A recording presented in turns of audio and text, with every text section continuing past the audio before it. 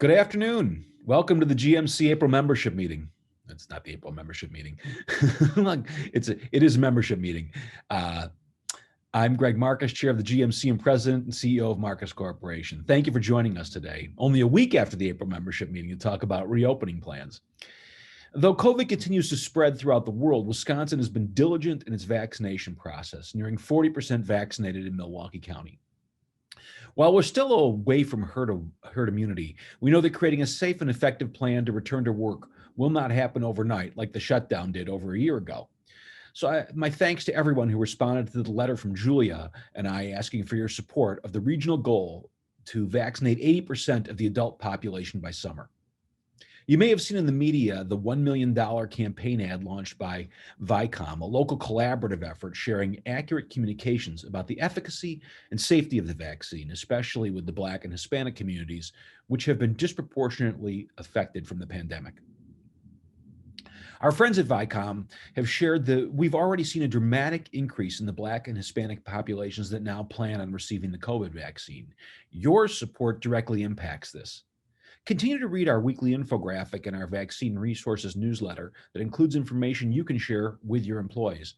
Also, we want your contributions to our newsletter too. We want to share best practices with the community. Ideas like Miller's one sleeve Vax tea or Black Husky's shot for a shot are great ideas we want to share. So if you are doing something innovative, please share it with us so we can share it with the community.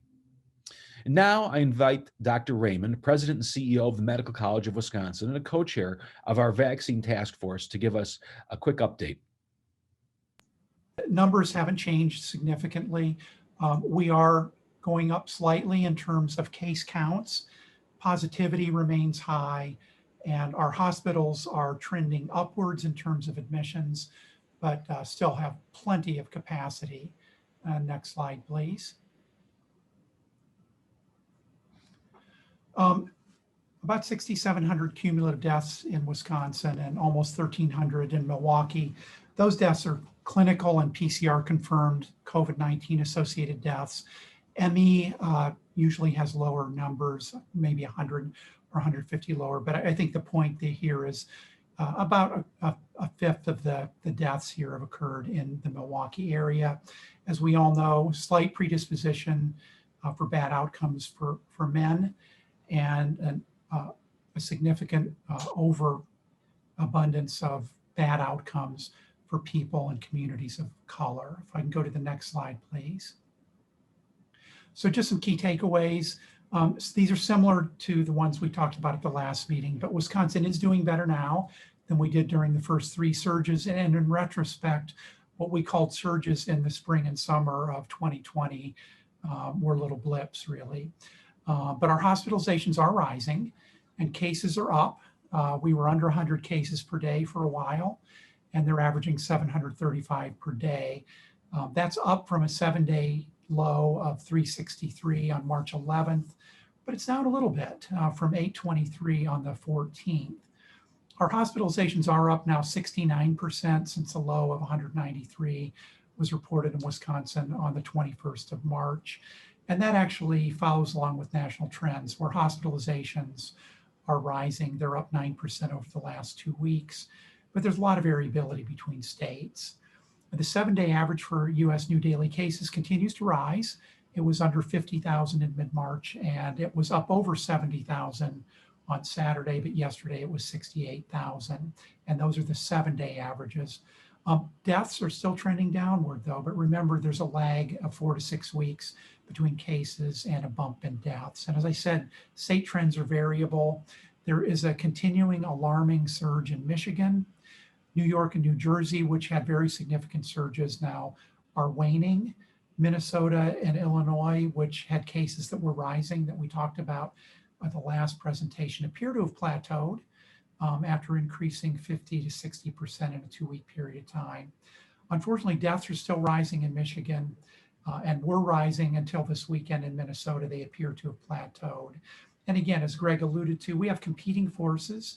We're doing pretty well on vaccinations, and we're in a race between pandemic fatigue and the spread of these more contagious variant strains. Next slide, please. Thank you. And as Greg said, we're doing well in Wisconsin. We're 12th of 55 US states and territories. 40.2% of our population have received at least one vaccination. In the US, we're doing really well. Half of eligible adults, or 131.2 million people, have received at least one jab. And as we've acknowledged in the past, Milwaukee is lagging, but we're actually catching up. So good for the GMC, good for our public health officials for recognizing the populations that needed extra attention in terms of communication and earlier eligibility in terms of getting vaccines. So we're at 37.8% for one shot and 24.1% for two shots. And we're at about 28% in the whole state of Wisconsin for the two shots. So really catching up pretty well. The USA is doing well, 3.2 million shots per day now. And Wisconsin was at 400,000 per week. We have a temporary downturn in our supply. So yesterday was a very light day with fewer than 6,000 doses given. But again, we have plenty of capacity, and as soon as the supply chain stabilizes, we'll be at or above 400,000 per week. And as I mentioned, we're at about 28% fully vaccinated in Wisconsin. Next slide, please. What's changed since the last time we met is that the Johnson & Johnson vaccine is on hold. Again, all three of the vaccines were held to the same rigorous safety and effectiveness standards as all vaccines that are approved rather than just under emergency authorization in the US, and they all were found to be highly effective at protecting against COVID-19, especially severe illness, hospitalization, and death. None of these vaccines contains a live virus, and they don't interact with our DNA. These are persistent, pernicious memes, misconceptions that are out there that we need to do our best to try to counteract. And next slide, please. So in the world, more than 890 million doses have been given, and the US is the first in the world for total vaccinations at 206 million and counting. And we have a higher percentage of people who've completed the series, at 25% now, than much of the rest of the world. We're behind some smaller countries, Israel, 56%, Seychelles, Bahrain, Chile, and Monaco. And I actually heard that Bhutan had vaccinated more than 90% of their population, which is a real victory for a very small country. We have had a higher percentage of individuals who've received at least one vaccine than much of the rest of the country, and we're on par with and actually a little bit ahead of most of our neighboring states. And again, I want to emphasize the three authorized vaccines in the US are highly effective, and the differences in the reported efficacy can't be compared to each other. Looking to the right, I do in the green bar, I do want to acknowledge that the FDA has put Johnson & Johnson Janssen vaccine on hold. It was approved, or I'm sorry, it was granted emergency use authorization on February 27th. Right away, there were some ethical concerns expressed primarily by Catholics about the use of the cell line per point C6 in the development and manufacture of the vaccine. There was also a hold placed on this vaccine administration on April 13th due to, at the time, 6 cases of cerebral venous sinus thrombosis, which is a clot in a large vein in the brain, associated with low platelet levels in women ages 18 to 48. This occurred 6 to 13 days after the jab. So the reason the hold was done, one was to make sure that we could collect more data. It was to allow us another 6 to 13 days to see if other cases had arisen after administration of that one-shot J&J vaccine, and then to inform clinicians about the symptoms and potential treatments for this very rare but potentially life-threatening thrombotic event. And what I want to make sure everyone understands is the usual treatment for clots, like a deep venous thrombosis in the leg or a pulmonary embolism, would be heparin or related blood thinners. Those actually make this type of rare clotting complication worse and could precipitate a crisis in someone who had a relatively minor presentation. This is in the family of clotting disorders called HIT, H-I-T-T, which is a heparin-induced thrombocytopenia with thrombosis. So we're just trying to make sure that clinicians that might encounter this don't treat people with a drug that's going to make the situation worse. And I do expect that there will be a reinstitution of vaccination with J&J with some restrictions, possibly as early as this week. And South Africa is ready to reauthorize their J&J for distribution, I think starting tomorrow. And it is interesting because South Africa still has AstraZeneca vaccine on hold, and that's one that had similar clotting disorders reported both in South Africa and in Europe. Next slide, please. So again, vaccines remain safe and effective, but they're not fail-safe. And I want to say that the fact that we put the Johnson & Johnson vaccine on hold after there were 6 cases, it's actually 8 as of this morning. There were 2 that were reported yesterday. I think is a sign that we're taking the safety of the rollout of these vaccines very seriously. Some fully vaccinated people, though, have now gotten sick and some have died. So there have been what we call breakthrough cases and breakthrough fatalities in fully vaccinated people. And just a couple of statistics to highlight. In Minnesota, they reported 561 out of 1 million vaccinated people who contracted COVID-19, and 6 of those patients died. And in the US, as of the 15th of April, tax day, there were 5,800 out of 78.5 million, or less than a 0.008 fully vaccinated individuals who had breakthrough cases. 396 were hospitalized, 74 have died. So I want to make sure everyone understands that vaccination is a powerful tool in our armamentarium. It will allow us to resume some types of activities that we miss, but it is not an impervious barrier that completely prevents either getting, spreading, or having a negative outcome from COVID-19. And we still are concerned about the shape-shifting nature of these COVID-19 variants that could eventually escape from vaccine immunity. And we know that the P1 variant, or the Brazilian variant, already has shown significant escape from the immunity you get from a previous infection, although we do believe that the vaccines still provide strong protection against all 4 of the variant strains. Next slide, please. We'll skip this. Everybody that's 16 or older in Wisconsin is eligible. And I'm very optimistic that within the next few weeks, we likely will have 12 to 15-year-olds who will be eligible to be vaccinated as well. That'll help us get to that 70 to 80% of the overall population that need to be jabbed for us to reach herd immunity. And as I said at our last meeting, there are actually 2 other conditions that need to be met. One is that the burden of disease needs to be low, and it should be low in the whole country, but at least thinking about Wisconsin, we're actually moving slowly in the wrong direction. We have 4 counties with medium activity, 67 with high levels, and 1 with very high levels, and contrast that to more favorable distribution of activity levels that we were enjoying just a month ago. Again, the change is very slow, but we are not moving in the right direction.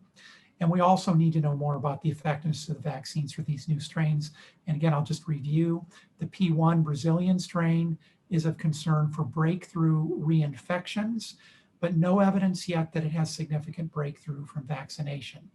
The South African B1351 strain is of concern for potential vaccine ineffectiveness in small groups of patients, predominantly young patients with mildly symptomatic disease, but we still believe there's some robust protection. There have been 11 cases of P1 detected in Wisconsin as of last week, and 15 of the B1351. The 2 predominant variant strains in Wisconsin are the UK B117 strain. We've had almost 300 cases reported, and the B14.27, 1.429 California variants, and we have 259 of those. So all 4 of those are deemed variants of concern in a new categorization that the CDC released about 10 days ago. 3 levels: variants of interest that have mutations that could theoretically change the biology, variants of concern with some evidence of increased transmission, virulence, or escape from immunity, And that basically is the bucket in which those 4 variant strains fall. And then variants of consequence, which would be a much more significant concern because they would pose clear evidence that prevention or treatment measures that we are implementing now are no longer effective. And fortunately, there are no variants that fall in that category. So with that, I'll say thank you and turn it back over to the moderators. All right. Thank you very much, Dr. Raymond. We very much appreciate you always, your tireless work in this area. And I think we all know on the area of vaccination, we're about to get into the heavy lifting period because all the people who really were searching out the vaccines we've worked our way through that population. And now we're into a group, what we call a movable middle, who are people who are open to getting vaccinated, but we're either gonna have to bring the vaccine to them or encourage them to get vaccinated, figure out all sorts of different strategies that I know we're all working on. So we encourage you all to get vaccinated if you haven't yet. So, and now for today's presentation. Today, I'm joined by John Kissinger, President and CEO of GRAEF, and Jonas Prising, Chairman and CEO of ManpowerGroup, to share what we are experiencing during reopening conversations and planning. I'm sure many of us are in the same boat. We might have some concrete ideas of how we want to proceed and probably have questions left unanswered. After we each share our general update and perspective, Elmer Moore, Scale Up Milwaukee Executive Director of the GMC, will moderate a panel discussion to go a little more in depth on our experiences. This is also a great time for members to ask questions in the Q&A box and share your own plans or thoughts in the chat box. Multiple brains are better than one in the reopening. So I'll kick off today's presentation by sharing our plans for returning to work at the Marcus Corporation. Well, let me start by saying, while we certainly understand the need to be flexible in our approach, that's a key word we're all hearing today, flexibility. But we're coming at it from the perspective that we are encouraging people to return to the office as long as they feel comfortable doing so. We believe that as good as technology has become, it simply cannot substitute for being together as a team. There are just too many points of spontaneity that propel a business forward that cannot occur if everyone's separated. And unfortunately, spontaneity cannot be predicted. So planning for, say, 3 days a week just reduces those potential moments by 40%. Further, important visual cues are lost when a meeting's conducted over Zoom or the like, and then there are the feelings of isolation that come from working alone for all but the introverts. It's also tough to apprentice and build relationships for young workers and people new to the organization. So for these and other reasons, we're taking what I would call an office-first approach. That being said, as I said at the outset, we realize there will be a need to be more flexible with our workforce moving forward to attract the best and the brightest. Yet, what flexibility even means has yet to be determined. First of all, certain jobs lend themselves more to remote work than others. A technical job where the worker's head's down most of the time, like an IT coder, lends itself to remote work more than a management position. We've all seen the surveys that talk about how workers want to be in the office perhaps 3 days a week for quality of life. But I saw an article that said that, and then literally in the next paragraph, it talked about how so many remote workers are feeling overworked and that they don't have a good quality of life. My takeaway is that it is simply too early to divine what workers are really going to want going forward. Steve Jobs was known for saying people are terrible at telling you what they're going to want to do prospectively. And I think that's the case here as well. It's one thing to say you don't want to come to the office when no one is there and you're all a bunch of disconnected heads on a Zoom screen. But it's very possible that people will think differently when they see a big group of their coworkers together in the office. FOMO, fear of missing out, can play a big role in changing behavior, and that leads to our strategy for coming back to the office. Currently, our offices are open, and we are seeing about 30 to 40% of the workforce coming in for varying periods of time, but we've not required anyone to come back yet. We also have not set a return to work date simply because we think if we do that, we think many will view an outside date, say September, as the return to work date, and we want people to come back to work as soon as they are comfortable. We see no reason why someone who's vaccinated shouldn't be seriously considering coming back to the office, and for a lot of people, that's now. So for now, we're decentralizing the decision-making and letting individual departments set their own expectations, again with the caveat that people should not be forced to come in, with the overall goal being to get people back sooner rather than later. So for management teams, this is being driven to happen more rapidly than, say, more technical teams. This is all being done against a backdrop of creating events that will help to drive that FOMO impact. Perhaps someone who's staying at home will feel the urge to come in when they hear about the spontaneous group activity or one that at least looks spontaneous, that they're missing by not being in the office. Eventually, we will pick a date when people are expected back in the office, and we do realize that people with kids may need more of a lead time. But until then, we're going to do our best to get them back voluntarily, really as soon as possible. Yet, as I said, we will still need to be flexible. But what does being flexible even mean? Sure, for some, it means not coming in every day. That tends to be the default discussion, but it also could mean changing work hours so that people can avoid rush hour or take their kids to school. Again, we need to be careful about being caught up in national surveys where people discuss the problems with long commutes. But a long commute in the big coastal cities or even a city like Chicago can be dramatically different than even the longest commute here. So I'll end by simply saying it seems to be way too early in the game to call the final result. Will it be different? Yeah, I do think somewhat, but perhaps not as dramatically different as people think right now. And that's where we are. And with that, I'm going to pass it to John Kissinger to tell you where he is. Well, thanks, Greg. I appreciate that. You actually did a lot of heavy lifting for me because you made the case for coming back to the office, so I don't have to do that.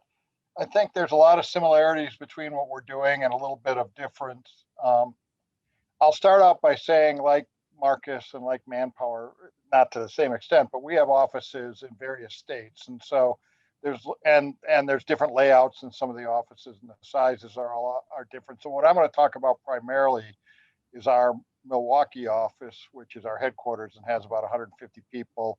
Most of what I'm saying is true for our other offices, but there are some differences given the location that they're in and given the size of the office. But we are also planning for a full return to the office. Right now, the way that our guidelines work, if everybody wanted to come back today, they could not. We have guidelines. We have a very open office environment. Our guidelines would not allow the density of people that work in the office on an everyday basis. So even though our office isn't closed, if we said everybody come back and they all stampeded, they missed it so much, we wouldn't allow that to happen. But we are gradually relaxing some of our requirements in anticipation of a full opening. So as an example, we had not allowed business travel except in certain circumstances. We had not allowed face-to-face meetings in our office or in anybody else's office for that matter, except in circumstances. So now those things are allowed. Clients, vendors, others can come to our office and meet with our people, provided they follow our COVID protocols. That wasn't previously allowed until recently. People can now travel for work. That wasn't previously allowed except in special circumstances. So we're trying to slowly get ourselves up to the big day when things do open. And, from our perspective, two things have to happen for that to happen, which is the 6-foot guidance needs to go away, or at least be reduced to a smaller number, and the mask mandates need to go away. And that one I'm a little more worried about that won't happen, and what will we be able to get people back if the mask mandates don't go away. Now, I know when we do have people back, some people will wear masks, but that's a voluntary thing. But that's the number one thing that our employees complain about, that they don't want to wear a mask. Our office is open. People that are here, other than if you're in a closed space like I am now, have to wear a mask for their entire workday. And there's a lot of concern with that. So we're telling our people we expect any time between 2 to 6 months, we're going to be fully back operational in all of our offices.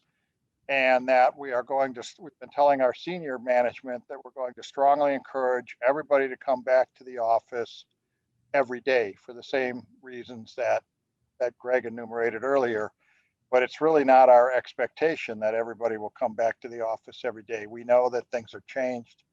We do have a new policy that in order to be considered an office worker, you have to be in the office 3 days a week. And if you're an office worker, there's certain things that happen that are not the case if you're not.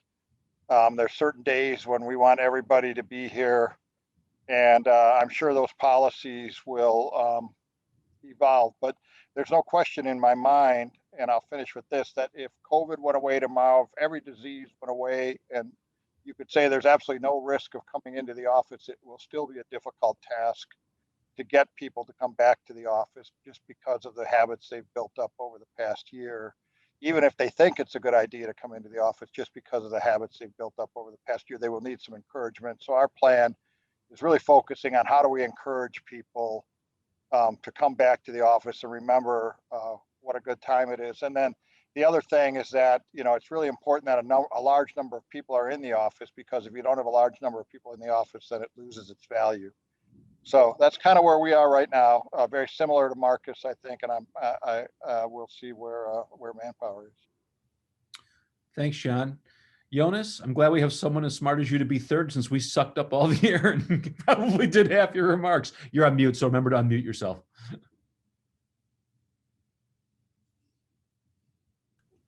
I'm sorry. So now, you know, I'm on mute. I've done it. At least I did what every company, there's no meeting like this, which is, you know, fully comprehensive, unless somebody like me says, oh, I'm on mute. Sorry.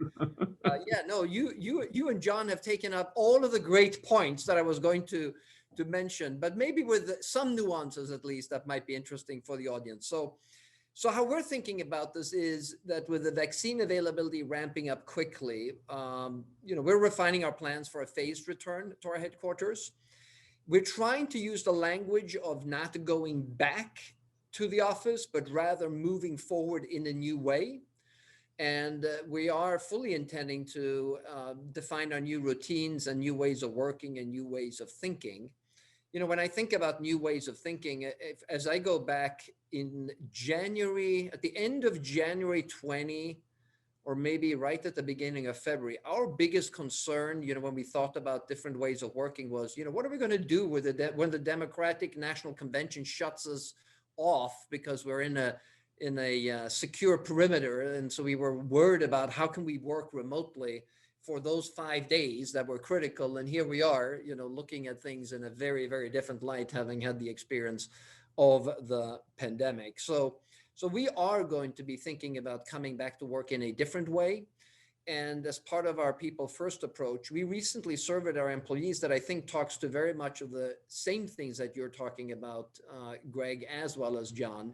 You know, most of our employees, they appreciate the caution we are taking in terms of, you know, phasing it in, but the vast majority of them want to come back to the office when it's safe, and they miss connecting and collaborating with each other. So our presumption is that most of our people will want to come to the office, and that we will want most of our people to come in, but we are going to be implementing some different routines and ways of working. I mean, John pointed out the distancing requirements, of course, that puts in some constraints on what exactly you can do and how many people you can have coming back.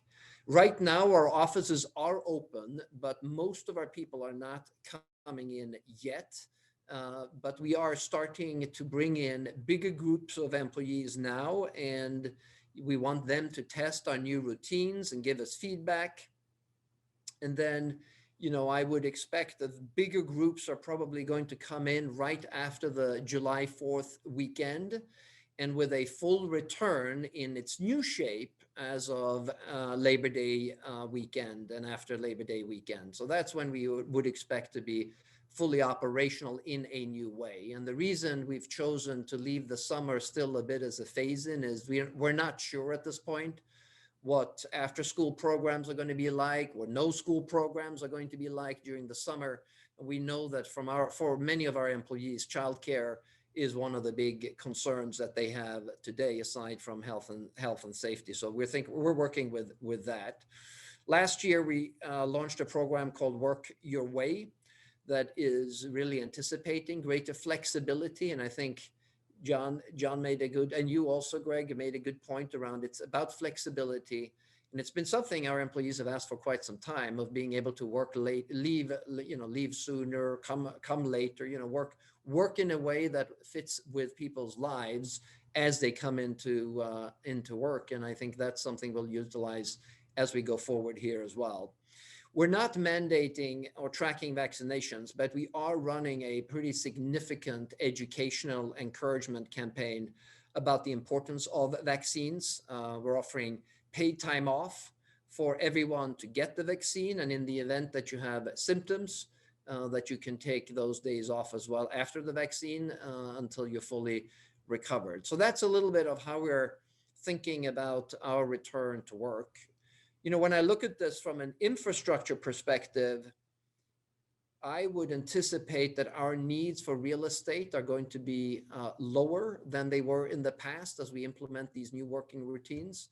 And some of you may have seen that we're actually looking for some tenants here in our building that will be shared. And we have one floor that we think over time we'll be able to liberate. And we think that could be a really great opportunity for us to bring in startups, entrepreneurial companies, diversity into our building to a greater extent, and really have a fantastic office experience when we come back in a new way once we feel everyone is comfortable doing it. And as I said, that'll probably happen sometime after Labor Day weekend. Thank you so much, Jonas. That's great. Now, Elmer, jump right in, man. You take us up. I don't need a man who needs no introduction. Elmer. I need none, and I'll jump in before any of you could make up something about me. So first of all, thanks, Greg. Thanks for answering the question for everyone and setting a fantastic stage. Thank you so much, John, and thank you, Jonas. Jonas, by the way, I'm going to just take this moment to remind you that that fantastic space you've got at your office sounds really perfect for scale-up companies as well. We'll talk about it soon enough. Yep. So. Hi, everyone. Hopefully you know that I'm Elmer Moore Jr. I get to be the executive director of Scale Up. And while I spend the vast majority of my time supporting small, growing companies, I do understand that they are looking to our large corporate partners and our large corporate friends for advice on how to navigate in these very difficult and challenging times. The information is not similarly distributed, and protocols and policies are something that we're seeing move from the top down. And like Greg mentioned, creating those reopening plans, it's really quite difficult. And there's not a one-size-fits-all answer. There are still so many unanswered questions as to what turn COVID could take next. 3, 4, 5 weeks ago, we thought we were seeing the light at the end of the tunnel, and then turns out that there's a little bit of a turn as we're seeing an uptick in positive cases and so on. So the guidance that we receive from state and local health departments and the experience of returning to in-person after a year of solitude is a little bit unclear. So while we're having this conversation with Greg, John, and Jonas, we hope that you will be actively contributing to the Q&A, because this is an opportunity for us to all learn, question, and really move the needle on how we're going to operate in this new future. So one of the things I'm curious about, you all gave a little bit of information about the structure of your plans, and you all shared some of the sentiments of your employee bases. I'm curious, what instruments have you been using, or what processes you've created to understand how much people want to come back, what their hesitancies are, what their excitements are, and so on. I'll go to you, Jonas, since you're so good at unmuting. Thank you. Yeah, no, we on a regular basis have applied pulse surveys. So we survey our teams on a very regular basis during the pandemic. We do it normally as well, but I would say we probably increased it by 4 or 5 times during the pandemic.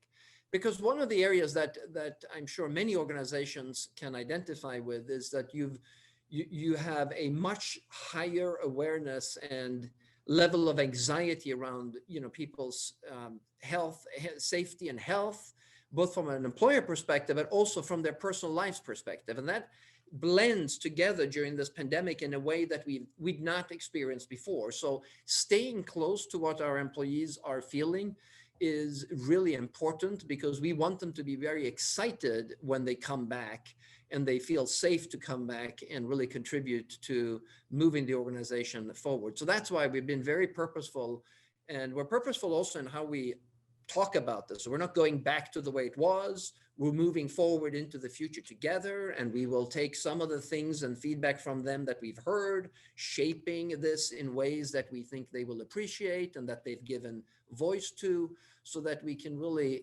learn something and take something good out of what's been a very, very difficult time, both professionally and personally, for so many of our team members. Thank you. Greg, what do you think? How have you been actively listening? Similar to what Jonas said, we've been polling and surveying and listened to our associates and asking them what, how they're feeling and how comfortable they are coming back. Again, against this backdrop of, I don't think people always know necessarily prospectively. It's easier to ask them what they're feeling right then and there.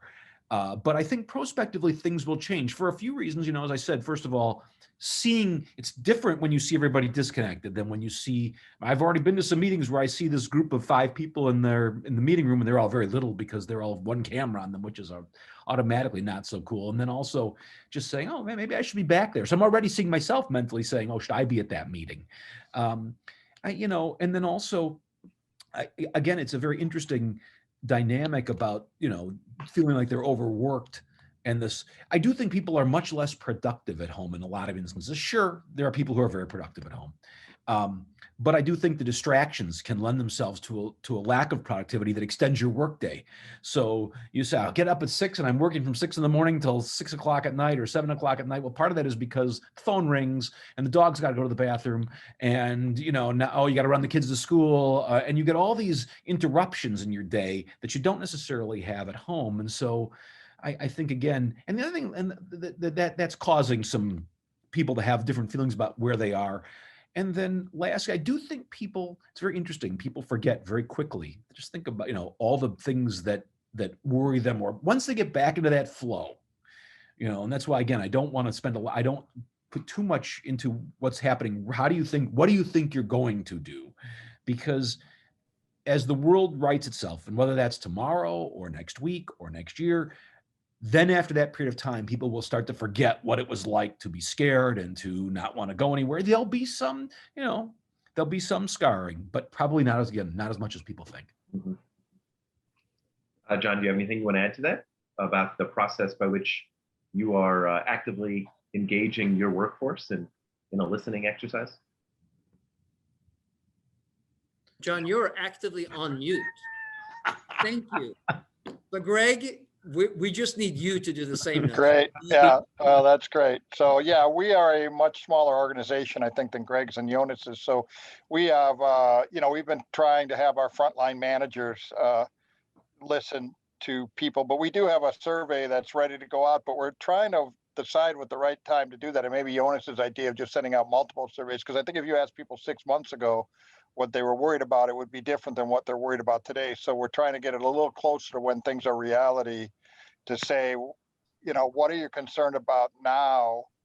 And I think that's going to change as the vaccines get more prevalent and we see where this whole thing is going. I guess that'd be the only thing I would say.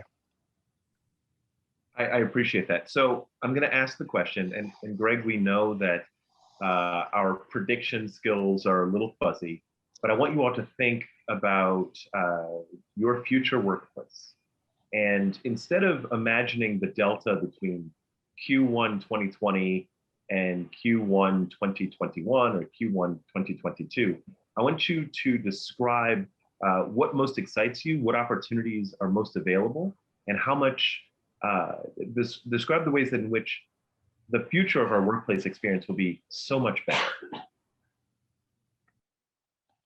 Well, I'll maybe say, if you don't mind, Elmer. That's great. I was looking at Greg, who I was just doing that for Jonas, actually. Go ahead, John. Well, Greg can go.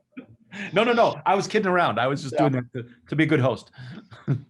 Well, what I'll say, I think the advantage that we have is we're in the service business, so we would always say that we have all these experts, and some of them are spread all over the country, and we can bring those experts to bear on your project. But in reality, it was always difficult because people had to fly in for meetings, and they had to, it was more of a face-to-face. So I think this does give us, now people are much more accepting, I think, of of people not necessarily being in the room. So that makes it easier for us to leverage our expertise than having to have people, fly to Los Angeles for a 2-hour meeting or something like that, which I don't see us ever doing again. So I think that's, an advantage. I think there's others as well, but I'll let the others talk about that. Yeah, I'm with John. I think that is a really great, thing we've learned is that you can have people participate remotely and still be very, very productive. And, that is, of course, from our perspective, a faster way for us to get to our climate change targets. We're moving in very significantly into sustainability and ESG and are a leader in our industry. But a lot of this sometimes involves in a service business going and meeting people. And hopefully you can make it very productive. And just like John said, sometimes it's a 2 or 3 hour meeting that you need to fly in and out of, and that's highly unproductive and of course not climate friendly at all. So we think it'll accelerate a number of our sustainability initiatives. So I'll take that as a positive. Personally, for myself, it's been, we have business in 80 countries. So I spend most of my life on airplanes, and I then can't get to all of the countries as often as I'd like. And in some cases, it takes a long time. Well, during the pandemic, I've learned that for my regular updates, it works great with a Zoom call to many of the countries that otherwise wouldn't see any of us for for 3 years, and with a much greater frequency. So just from a business perspective, it's been really good. And as a side note, I saw in one of the chats, if we know of anywhere where, the mask mandates have been pulled, and Dr. Raymond talked about Israel being well ahead of, the vaccination rates in most places. And I just spoke with my Israeli colleagues last week, and they have just removed the mask mandates. And as far as they can tell, and my team there, it's going back to in a new way, but a lot of people are happy to come back to the offices. And, that'll be my last addition to this discussion, is to say, when we talk about remote working, we always have to remember that 60% of the workforce cannot work remotely due to the nature of the jobs that they have in factories, in service businesses, in a lot of consumer facing activities and jobs. So whenever we talk about this wave of remote working, 60% of the entire US workforce cannot ever work remotely, or ever might be a big statement, but at least in the foreseeable future. So we're always talking about just the 40% that can in some way enjoy the flexibility and are fortunate enough to hopefully enjoy the flexibility of the learnings that we've had. But there are many, many frontline workers, manufacturing employees that have been working in those on-premise jobs all the way through the pandemic and provided us with food and safety and health services that we're also grateful for. So it's just a good reminder that this is not everybody. This is the majority of people cannot have this discussion about how they will be returning to work in a different way. So Greg, as you add some color to this, I want you to also add into it the specifics of your business being about people coming together. And that influences, obviously, perspective in your operation. I'd love to hear more about it. One could call it perspective, one might call it bias, because I do think that I sort of look at, and I was listening to what Jonas said and thinking about, and what John said about, well, we're not going to go there for a 2-hour meeting. It depends on what the point of the 2-hour meeting is. I've seen this before, where the sales staff says, I can make the sale I don't have to go there anymore. I can do it online. That will last only until they walk into their boss's office and the boss says, what happened with XYZ account? They said, we lost it because our competitor showed up. Because again, there is no replacing human contact. And I do believe that the two other esteemed colleagues on the call today are right. There will be less. There will be some decline. There will be more of a question. Do you need to go? But human nature is to be exploring and to want to be out and to see new things. You can't do that from your office. You can't go to another.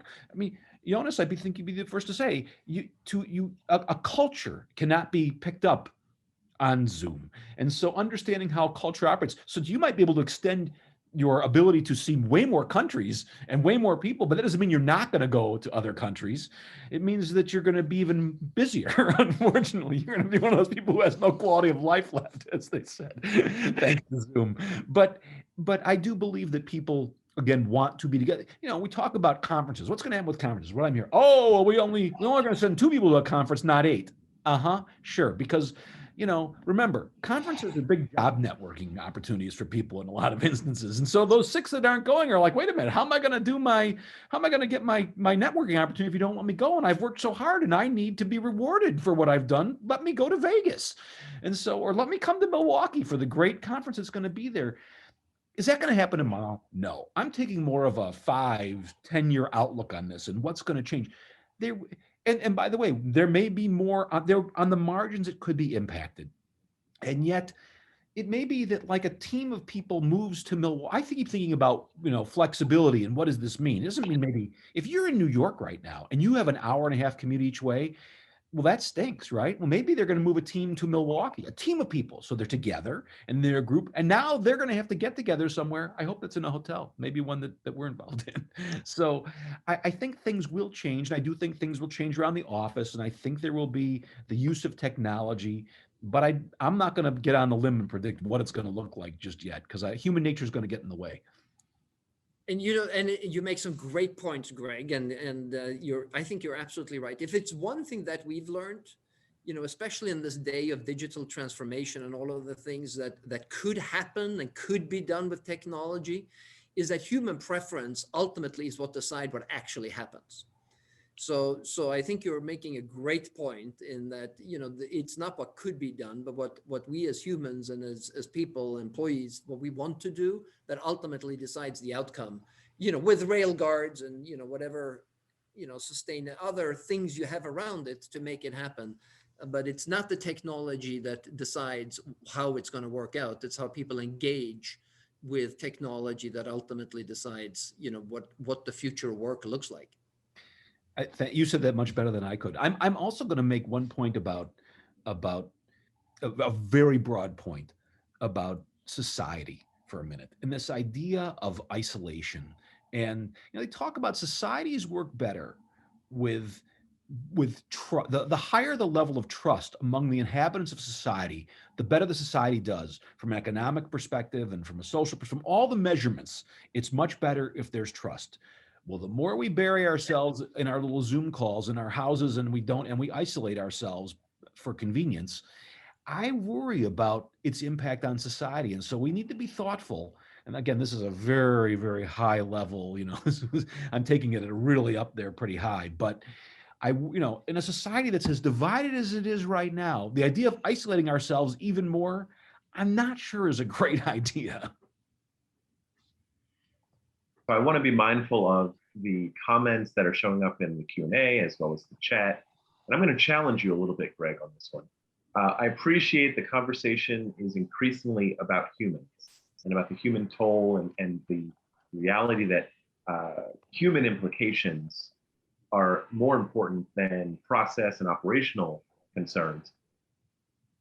Greg, when I hear you describe the distancing that these new digital tools, you know, creates, I'm reminded of how folks like you and I that are old talk about young people using texts instead of phone calls and so on. And are we not falling into the same trap by suggesting that things can't progress in that direction?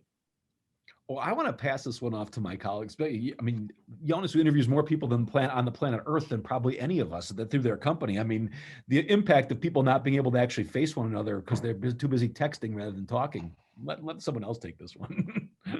Yeah, I'm with you. I think that's a perfect John question because that's a really hard question to answer. So I think we immediately give that to John. But I did see that we had a good point from Bob Davis on the psychological repercussions of the effect of the pandemic.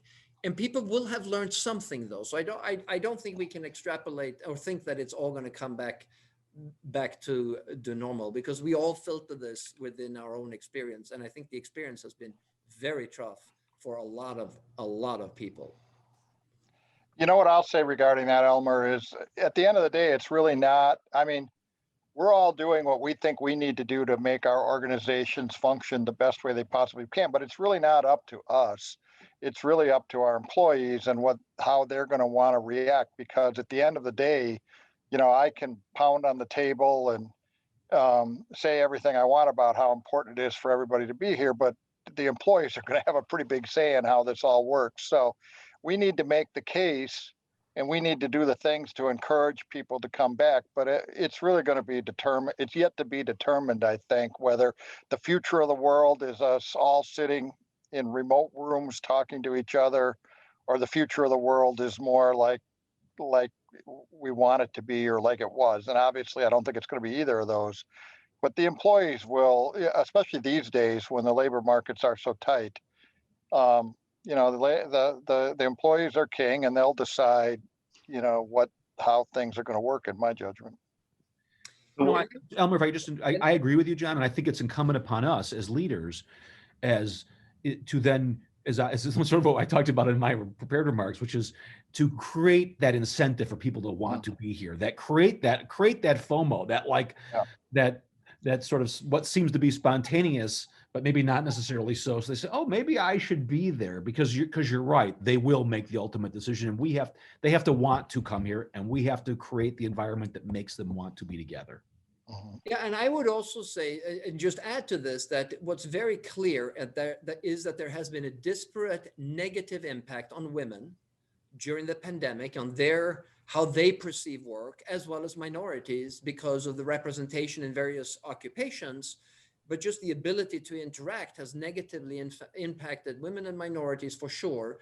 And at least in our surveys, young people want to come back because people who've been in the work environment for a time, they know their colleagues, they can maintain productivity and they understand the culture. But new entrants and young people want to come back. I just look at my own daughter.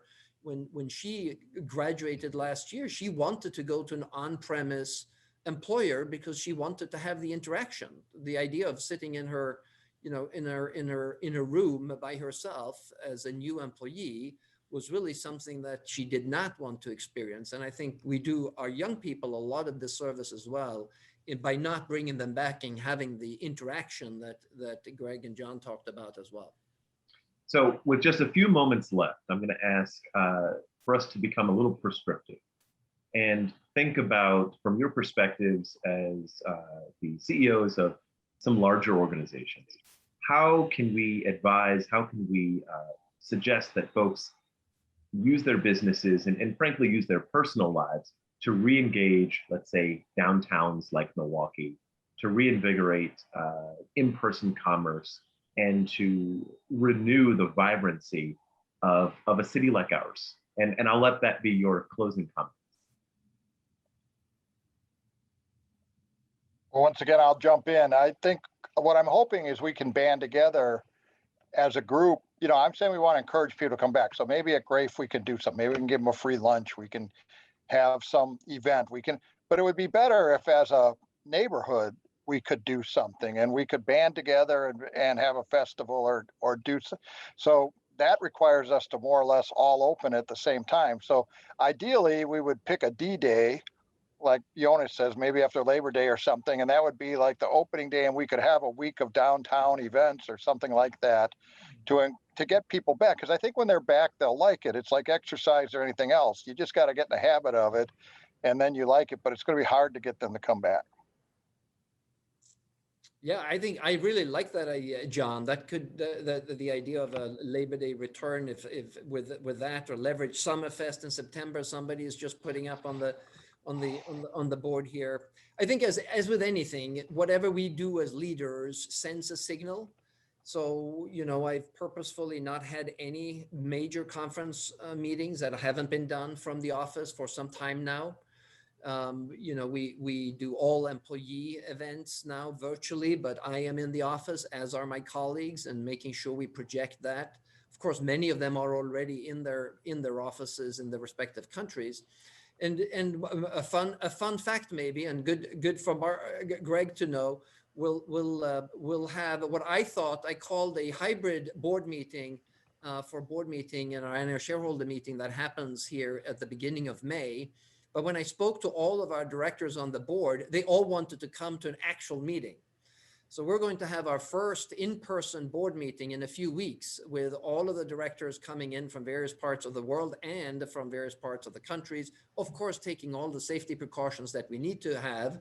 But that is what we're going to be conveying to the world, that we're bringing our directors of the board back together in person, and that we're having them present for the shareholder meeting in person as well. So we're trying to convey, this is, we can see that this recovery is taking hold, it's gaining some momentum, and we want to make sure we stay in lockstep with that in everything that we communicate in various ways.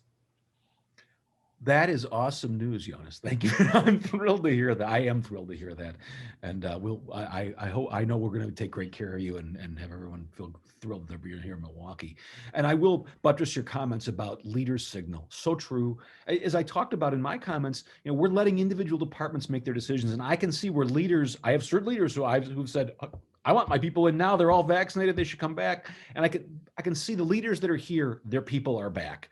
The leaders that are not here, their people are not back. And so we signal, and you're exactly right. And I'll buttress that comment and thank you for that. And one last piece of good news. And I think, John, you actually helped spur this, but I know the bid 21, Beth is working on some a big downtown events to get people to come back downtown. And to I know we're doing that. And that would be, I hope we can make that happen.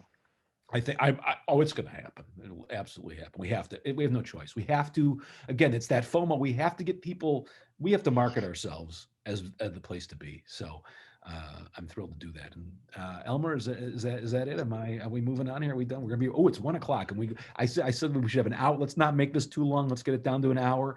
I'll make my concluding remarks. I do want to say one thing, because it's a little off topic, but there was a question about if I get vaccinated, I should be able to take my mask off. And the answer is, if you get vaccinated, you will be able to take your mask. There's some real serious misinformation, and I think very bad messaging in the form of our government going on right now. And Jonas brought it up with what's going on in Israel.